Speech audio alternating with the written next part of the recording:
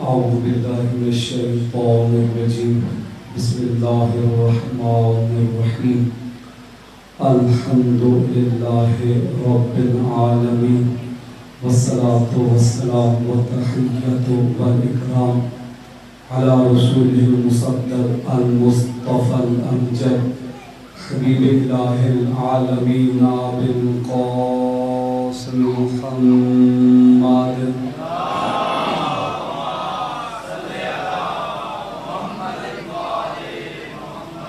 وعليه الطيبين الطاهرين المعصومين المظلومين أما بعد فقد قال الله تبارك وتعالى في كتاب المجيد وفرقان الحميد وقول الحق وهو أصدق الصادقين بسم الله الرحمن الرحيم وَإِذِ ابْتَلَى إِبْرَاهِيمَ رَبُّهُ بِكَلِمَاتٍ صلوات پڑھیں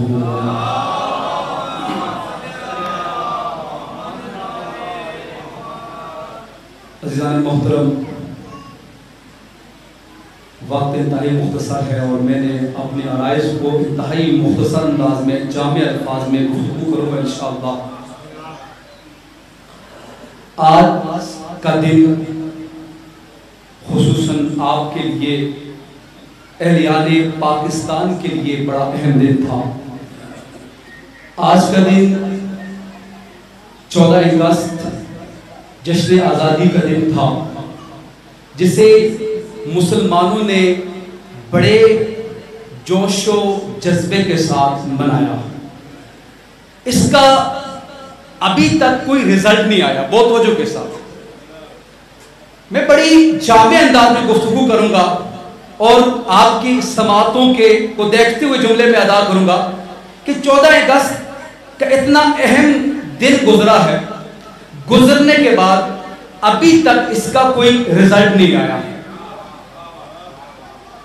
نہ کسی کا نکاح ٹوٹا ہے، ہائے ہائے ہائے ہائے ہائے، آپ مجھے ہمیشہ سنتے ہوئے آ رہے ہیں، نہ کسی کا نکاح ٹوٹا ہے، نہ بازوں کی آواز سے نہ کسی کے آرام میں خلل پڑی ہے، نہ کسی کی نیند خراب ہوئی ہے، نہ یہ دور دھماکے یہ جشن کا سماع سن کے کسی مولوی کے کان پہ چونک بھی نہیں رنگی، کسی نے فتویٰ نہیں دیا یہ ڈھول بجانا حرام ہے، کسی نے یہ فتویٰ نہیں دیا یہ باجے بجانا حرام ہے، کسی نے یہ فتویٰ نہیں دیا کہ یہ گلیوں میں آپ پاپا کی آوازیں لگا رہے ہیں یہ آپ کا حرام نہیں ہے، کسی کا نکاح بھی نہیں ٹوٹا ہے۔ کہا اگر ہم ان سے آنکھوں میں آنکھیں ڈال کے اگر ہم سے پوچھتے ہیں کہ آپ نے یہ سب ہلالی پرچم کو اپنے ہاتھوں پہ بلند کیا، کیوں بلند کیا ہے؟ آپ نے یہ جو سبز آپ نے لباس پہنا ہے، سفید و زرد لباس پہنا ہے، کیوں پہنا ہے؟ زیب تن کیا ہے، کیوں کیا ہے؟ یہ بازے ہاتھ میں اٹھا کے آپ کیا بنا رہے ہیں؟ کیا ہم جشن منا رہے ہیں؟ یہ حب الوطنی کا مظاہرہ کر رہے ہیں۔ ہم دنیا کو 1400 سال سے یہ بتا رہے ہیں اے دنیا والوں تمہاری حب الوطنی یہ ہے، اپنے ہاتھوں میں یہ سب ہلالی پرچم اٹھا کے جا رہے ہیں، یہ ہاتھوں میں بازے اٹھا کے جا رہے ہیں، تمہاری حب الوطنی یہ ہے۔ آؤ تمہیں ہم اپنے حب الایمان کا تقاضا بتاتے ہیں۔ 1400 سال سے یہ علم عباس اٹھا کے اپنے ہاتھ میں سینوں پہ ماتم کر کے ہاتھ مار کے دنیا کو بتانا چاہتے ہیں دنیا والوں جتنا تمہارا حب الوطنی ہے، جہاں پہ تمہاری حب الوطنی ختم ہوتی ہے وہاں پہ ہماری حب الایمان شروع ہوتی ہے۔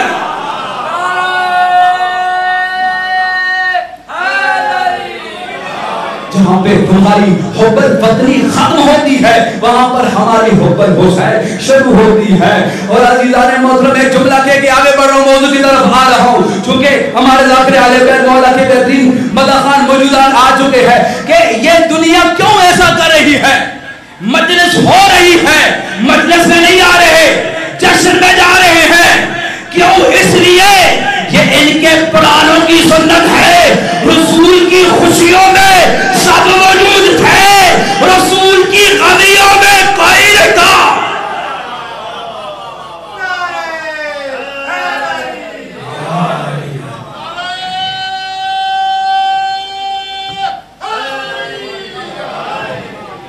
خدا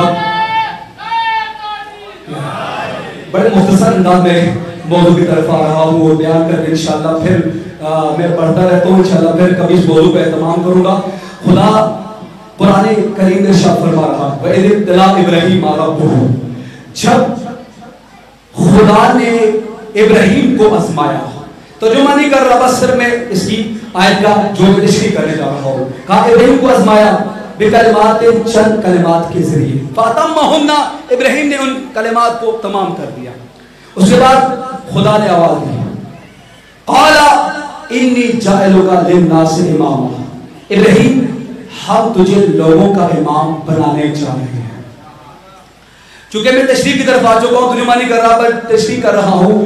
خدا نے اتنے امتحان دے کے آزما کے ابراہیم کی کامیابی کے بعد ابراہیم کے لطف اوپر لطف و کرم کرتے ہوئے خدا کہہ رہا ہے انی جاعلک للناس اماما، ابراہیم ہم تجھے لوگوں کا امام بنا رہے ہیں۔ علی والے بیدار ہو، جملہ میں کہہ رہا ہوں۔ اب خدا نے اتنے امتحانوں میں آزمانے کے بعد کہا ابراہیم تجھے میں ناس لوگوں کا امام بنا رہا ہوں۔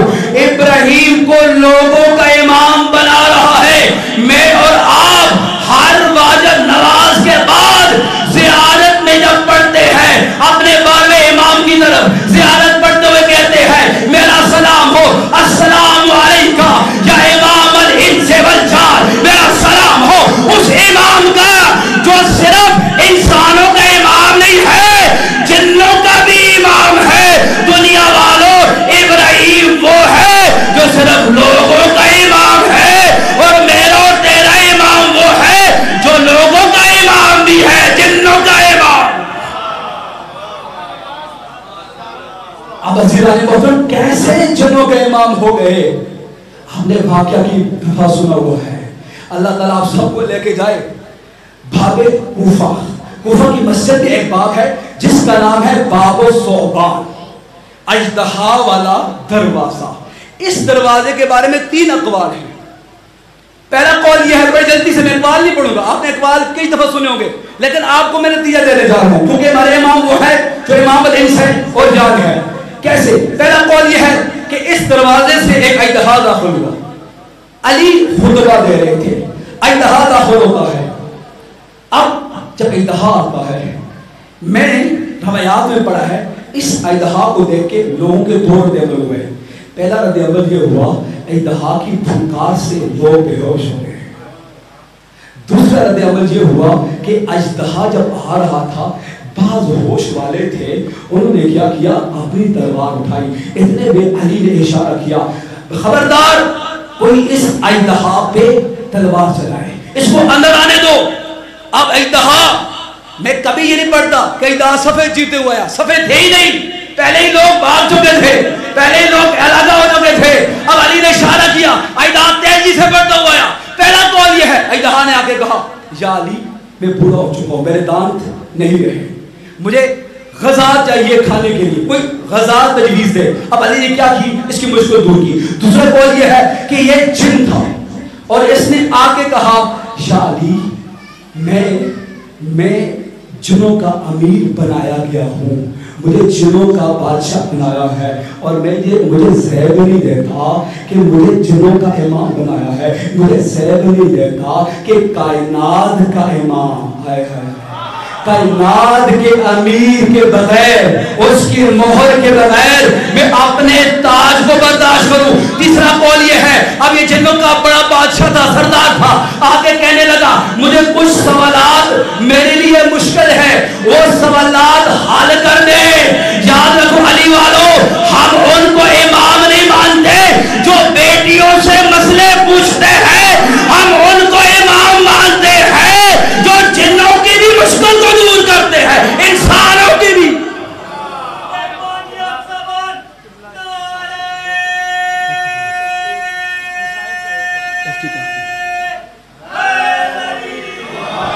بس اس کا نتیجہ دے کہ انشاءاللہ پھر آپ کو میں ہلاؤں گا۔ اب تینوں اقوال کے مطابق یہ شام آیا تھا اپنی مشکل کو دور کرنے کے لیے۔ تینوں اقوال کا جواب یہ ہے علی نے اس کی مشکل کو دور کیا، اور پہلے کتابیں بھری ہوئی ہے. ایک اور جگہ پہ ایک سام آتا ہے, کسی کتاب میں یہ نہیں لکھا ہوا انتہایا. ایک سام آتا ہے, اس سام کو دیکھ کے سام کی مشکل دور نہیں ہوئی بلکہ ان کی مشکل میں اضافہ ہوا ہے. بس عزیزو, بس ایک جملہ مصائب کا, چونکہ ڈاکٹر صاحب موجود ہے. ان مجالس کا مقصد یہ ہے جہاں آپ ذکر حسین کریں وہاں پہ آپ مقصد حسین کو سمجھیں. ذکر حسین ساری رات کرتے رہے لیکن مقصد حسین کو اگر نہیں سمجھیں گے نا پھر آپ کا یہ ذکر کرنا کوئی فائدہ نہیں دیتا. عزیزوں, ذکر حسین کے بعد مقصد حسین کے لیے ایک جملہ کہ تمام تر روایات کہتی ہے جب حسین نے سب کچھ قربان کر دیا, اپنا سر سجدے میں رکھ دیا.